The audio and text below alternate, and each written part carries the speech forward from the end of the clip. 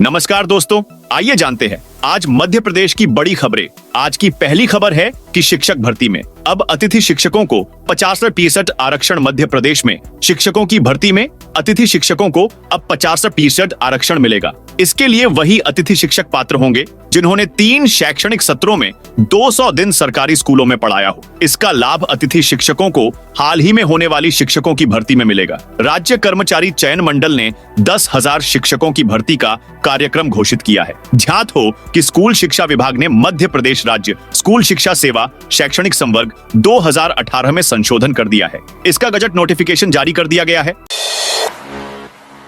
देवास में धार्मिक स्थल पर तोड़फोड़। देवास के विकासनगर चौराहा स्थित धार्मिक स्थल पर सोमवार रात को असामाजिक तत्वों ने तोड़फोड़ कर दी, जिसमें माता की प्रतिमा भी क्षतिग्रस्त हो गई। सूचना मिलने के बाद मंगलवार सुबह बड़ी संख्या में हिंदू समाज के लोगों ने पुलिस को सूचना दी। फिलहाल औद्योगिक क्षेत्र पुलिस ने अज्ञात लोगों पर मामला दर्ज कर जांच प्रारंभ कर दी है। इधर तोड़फोड़ की जानकारी मिलने के बाद एफएसएल टीम भी मौके पर पहुंची और जांच पड़ताल की।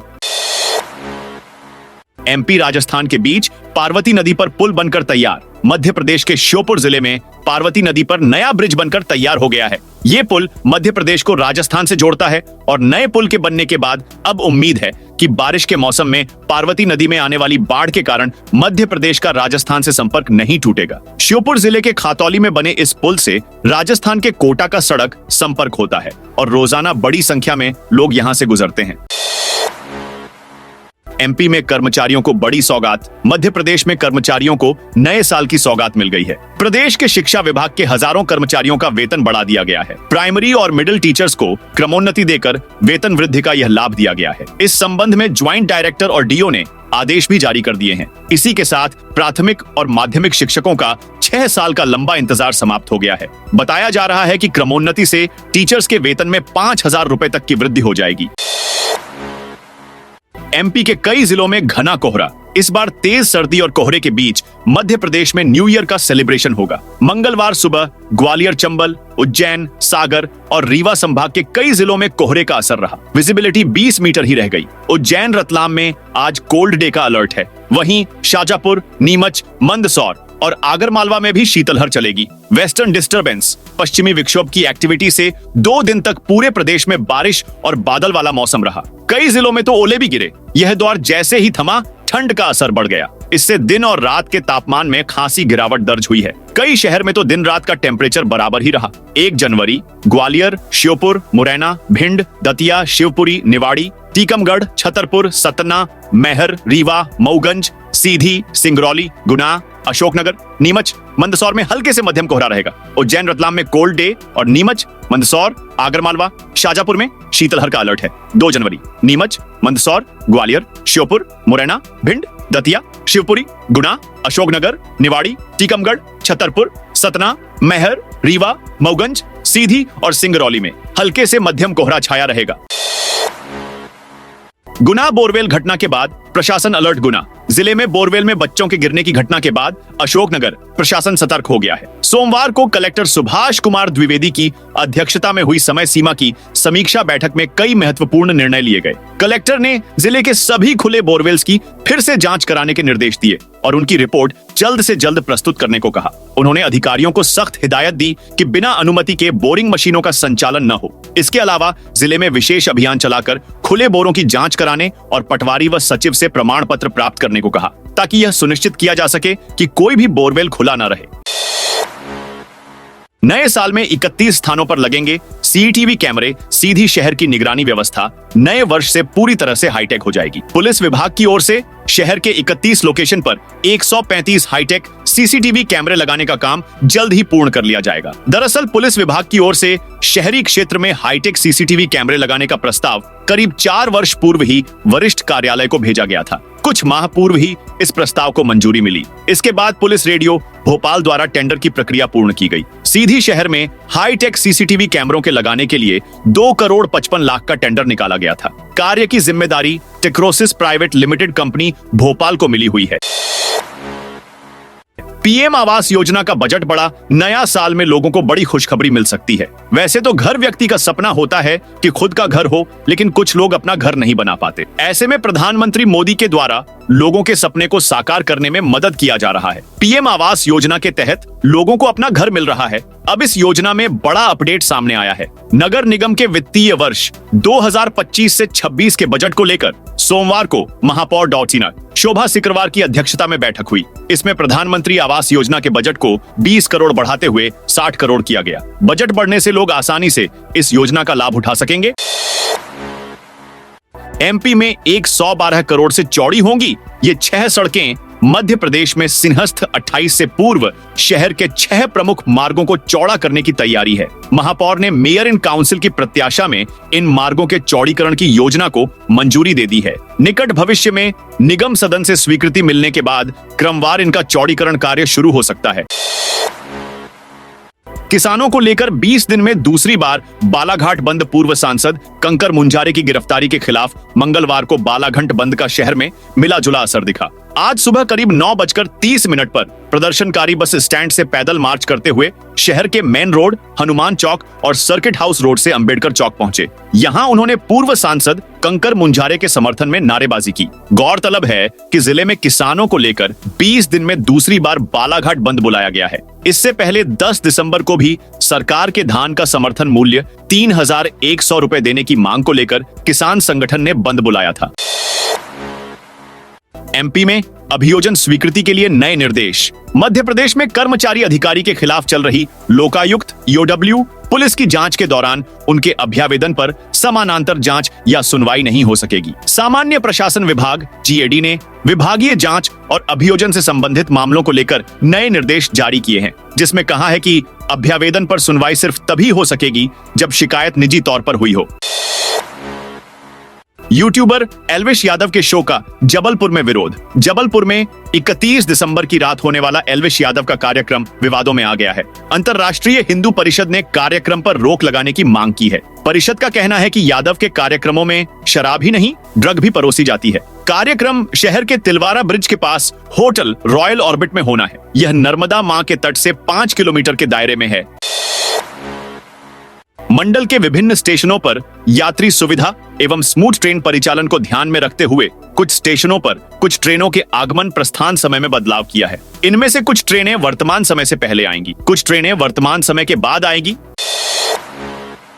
सीएम ने अधिकारियों को दिए निर्देश। जेसी मिल मजदूरों की देनदारियों का मामला नए साल में सुलझने के आसार बढ़ गए हैं। सोमवार को भोपाल में मुख्यमंत्री मोहन यादव ने संभागीय समीक्षा बैठक में वरिष्ठ अधिकारियों को निर्देश दिए हैं कि इस मामले में जो जवाब न्यायालय में प्रस्तुत होना है उसमें राजस्व और इंडस्ट्रीज विभाग के प्रमुख सचिव पूरी जिम्मेदारी निभाएं। लाडली बहनों की कब आएगी 20वीं किस्त? मध्य प्रदेश की 1.29 करोड़ लाडली बहनों को जल्द ही बड़ी खुशखबरी मिलने जा रही है। बहनों के खाते में जल्द 20वीं किस्त ट्रांसफर की जाएगी। दिसंबर महीने की 19वीं किस्त 11 तारीख को भेजी गई थी। ऐसे में नए साल को देखते हुए बहनों को 20वीं किस्त का बेसब्री से इंतजार है। नवंबर महीने में 9 तारीख को पैसे ट्रांसफर किए गए थे। लाडली बहना योजना की 20वीं किस्त की उम्मीद 1 से 10 जनवरी ट्रांसफर करने की उम्मीद जताई जा रही है। देश के 5वें सबसे अमीर मुख्यमंत्री हैं CM Mohan Yadav. Association for democratic reforms ADR की सोमवार को जारी रिपोर्ट के मुताबिक मध्य प्रदेश के मुख्यमंत्री डॉ. मोहन यादव देश के 5वें सबसे अमीर सीएम है। विधानसभा चुनाव 2023 के समय मोहन यादव के पास 1,41,000 रुपए थे, के पास 3,38,000 नकद थे। रिपोर्ट के मुताबिक आंध्र प्रदेश के मुख्यमंत्री चंद्रबाबू नायडू 931 करोड़ रुपए की कुल संपत्ति के साथ देश के सबसे अमीर मुख्यमंत्री हैं, जबकि पश्चिम बंगाल की मुख्यमंत्री ममता बनर्जी 15 लाख रुपए के पास सबसे कम संपत्ति है। दिल्ली से 5 जनवरी तक आएगी जिला अध्यक्षों की सूची। भाजपा जिला अध्यक्ष चुने जाने की मध्य प्रदेश भाजपा की अड़चने शीर्ष नेतृत्व ने दूर कर दी है। अध्यक्षों की सूची 5 जनवरी तक आ जाएगी। उसके बाद प्रदेश अध्यक्ष चुनाव की प्रक्रिया शुरू होगी। सब कुछ ठीक रहा तो जल्द ही भाजपा को प्रदेश अध्यक्ष भी मिल जाएगा। इन बिंदुओं पर दिल्ली में रविवार से शुरू हुई केंद्रीय भाजपा की बैठक में मंथन हुआ। इसमें मध्य प्रदेश भाजपा संगठन पदाधिकारियों का एक दल शामिल रहा। चुनाव को लेकर अलग अलग स्तर पर बातचीत हुई। एमपी सरकार का बड़ा प्लान। मध्य प्रदेश सरकार ने नए साल के आने से पहले पर्यटन और धार्मिक स्थलों के विकास को लेकर अपने बड़े प्लान का खुलासा कर दिया है। इस बड़े प्लान को राज्य के उप मुख्यमंत्री राजेंद्र शुक्ल ने बताया। उप मुख्यमंत्री राजेंद्र शुक्ल मंगलवार को नए साल के पहले अयोध्या राम मंदिर पहुंचे थे। वह अपने पूरे परिवार के साथ अयोध्या पहुंचे और रामलला के दर्शन किए। उन्होंने दर्शन के बाद मीडिया से बातचीत की और बहुत से अहम मुद्दों पर बात की। इस बातचीत में उन्होंने सतना के चित्रकूट और मैहर के मां शारदा मंदिर को लेकर बड़ा ऐलान भी किया। उन्होंने कहा कि वह अयोध्या की तरह ही मध्य प्रदेश के धार्मिक स्थलों का विकास करेंगे।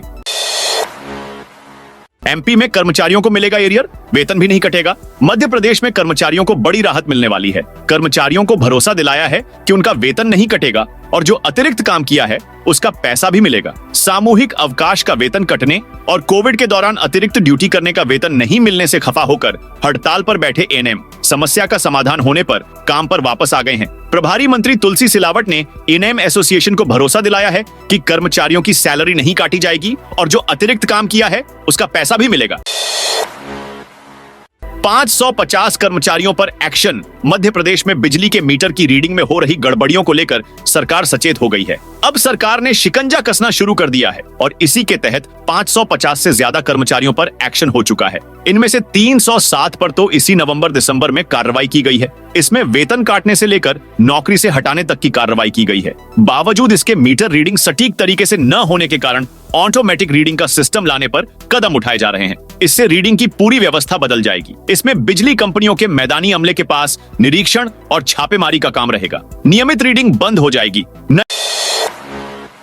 नए साल में बड़े आंदोलन की तैयारी में कांग्रेस मध्य प्रदेश कांग्रेस अध्यक्ष जीतू पटवारी ने कहा कि भाजपा राज में दलितों पर अत्याचार बढ़े हैं। एनसीआरबी के आंकड़े इसके प्रमाण हैं। सतवास में दलित की हत्या पर सरकार मौन है। ऐसी कई घटनाएं हुई। इन सब घटनाओं को लेकर कांग्रेस द्वारा संविधान की रक्षा के लिए 25 जनवरी को महू में जय भीम जय संविधान जय बापू आयोजन किया जाएगा। इसमें राष्ट्रीय अध्यक्ष मल्लिकार्जुन खड़गे, लोकसभा में नेता प्रतिपक्ष राहुल गांधी, सभी सीड लूसी मेंबर समेत पार्टी के वरिष्ठ नेता शामिल होंगे। सोमवार को मीडिया से चर्चा में पटवारी ने यह बात कही।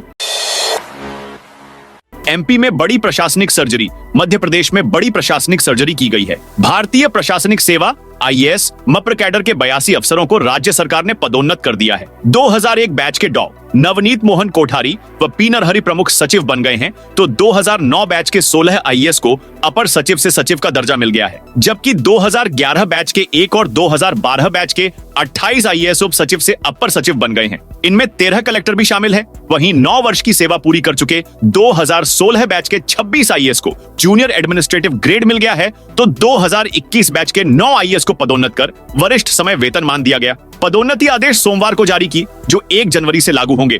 मुख्य सचिव अनुराग जैन ने इन आईएएस अधिकारियों को पदोन्नति दी जाने संबंधी सहमति बीते सप्ताह दी थी। एमपी में प्रमोशन पर बड़ा अपडेट। मध्य प्रदेश में सरकारी अधिकारियों कर्मचारियों का कई सालों से प्रमोशन नहीं किया जा रहा है। कोर्ट में अटके मामले के कारण हजारों कर्मचारी अधिकारी बिना पदोन्नति के ही रिटायर हो चुके हैं। कर्मचारियों के लिए ऐसे निराशाजनक माहौल में प्रमोशन के संबंध में जनजातीय कार्य विभाग से एक अच्छी खबर सामने आई है। यहाँ के हजारों टीचर्स की पदोन्नति का रास्ता साफ हो गया है। मध्य प्रदेश सरकार उनकी सेवा शर्तों में संशोधन कर रही है, जिससे ये टीचर्स पदोन्नत होकर प्रिंसिपल बन सकेंगे। विभाग के करीब 10,000 उच्च माध्यमिक टीचर्स को यह लाभ मिल सकेगा। इस संबंध में गजट नोटिफिकेशन जल्द ही जारी किया जाएगा। बदल जाएगी शिक्षा विभाग की प्रशासनिक व्यवस्था। शिक्षा विभाग में अब बहुत से बदलाव देखने को मिलेंगे। ऐसे में यहाँ की प्रशासनिक व्यवस्था के साथ ही अन्य नई चीजें सामने आएंगी। अब विभाग एआई आधारित एजुकेशन पोर्टल 3.0 को डेवलप कर रहा है। इससे शिक्षा विभाग की विभिन्न कमियों को दूर करने एवं समय से काम होने की बात कही जा रही है। इस नए सिस्टम के तहत अब एरिया एजुकेशन ऑन ऑफिस के हिसाब से स्कूलों को चिन्हित करके मैंक शपथ कराई जा रही है। रीवा सीधी नेशनल हाईवे पर 4 लेन को मंजूरी। प्रयागराज सिंगरौली हाईवे के बाद रीवा सीधी राष्ट्रीय राजमार्ग 43 पर मुआवजे के लिए खेल शुरू हो गया है। राष्ट्रीय राजमार्ग को केंद्र से 4 लेन बनाने की मंजूरी मिलने के बाद से सड़क किनारे मकानों का निर्माण कार्य किया जा रहा है। 1 माह में ही चुरहट के आगे कठौतहा से सीधी बाएं पास तक सैकड़ों मकान तन गए हैं। मकान भी केवल बाह्य आवरण देकर बनाए गए हैं, जिन्हें देखकर ही स्पष्ट हो रहा है कि इनका निर्माण मुआवजे की चाह में किया जा रहा है। इंदौर पुलिस कमिश्नर संतोष सिंह बने एडीजी मध्य प्रदेश गृह विभाग ने इंदौर पुलिस आयुक्त संतोष कुमार सिंह को एडीजी के पद पदोन्नत किया है। इसके अलावा 4 डीआईजी को प्रमोट कर आईजी और 4 वरिष्ठ पुलिस अधीक्षक स्तर के अफसरों को पदोन्नत कर डीआईजी बनाया गया है। फील्ड में पदस्थ छिंदवाड़ा और चंबल रेंज के डीआईजी को आईजी बनाया गया है। इसी तरह डीआईजी बनने वालों में धार, अशोकनगर के पुलिस अधीक्षक भी शामिल हैं। प्रमोट होने वाले अफसरों को 1 जनवरी 2025 से नए वेतनमान का लाभ मिलेगा। रिटायर्ड आईएएस मनोज श्रीवास्तव बने राज्य निर्वाचन आयुक्त। रिटायर्ड अपर मुख्य सचिव मनोज श्रीवास्तव मध्य प्रदेश के नए राज्य निर्वाचन आयुक्त बन गए हैं। सामान्य प्रशासन विभाग ने मंगलवार शाम को आदेश जारी कर दिया है। इससे पहले आयोग के आयुक्त रहे बसंत प्रताप सिंह का 6 माह का अतिरिक्त कार्यकाल 31 दिसंबर पूरा हुआ है। तो दोस्तों, यह थी आज मध्य प्रदेश की बड़ी खबरें। आप इस वीडियो को कौन से जिले देख रहे हैं, उस जिले का नाम जरूर कमेंट में बताइए।